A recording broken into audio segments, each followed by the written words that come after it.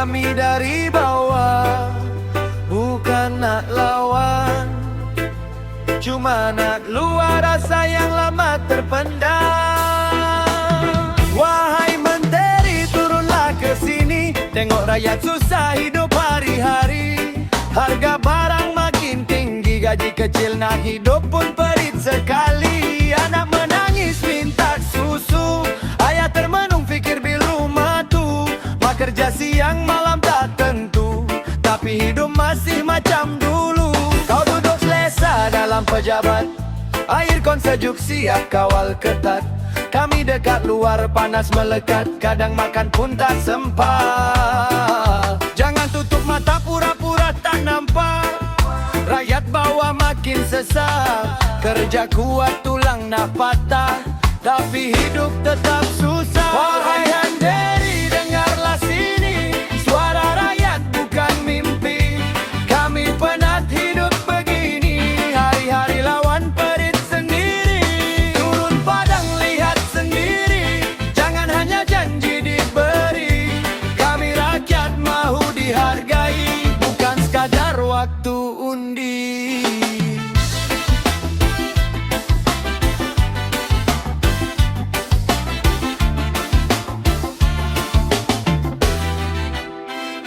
Ada yang hilang kerja tiba-tiba, ada yang berniaga tinggal nama.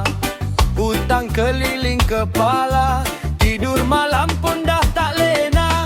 Budak sekolah jalan kaki, nak ke kelas kasut koyak lagi. Dalam TV semua nampak happy, hakikat hidup tak semudah ini. Kami bukan minta istana, cukup sekadar hidup bahagia. Dapur berasap, anak ketawa, itu pun dah cukup bermakna. Jangan tunggu rakyat marah, baru nak turun buat cerita. Dari dulu kami bersuara, tapi sering dianggap biasa. Oi, dengar suara jalanan ini, tangisan rakyat setiap hari.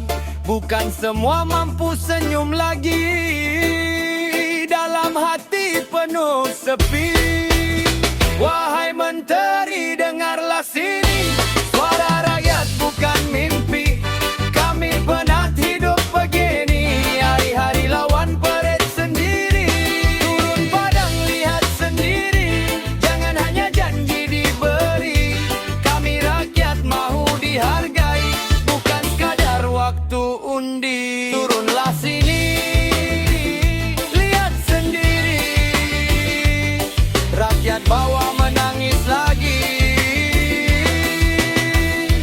Rakyat ini suara hati, untuk semua yang masih berdiri.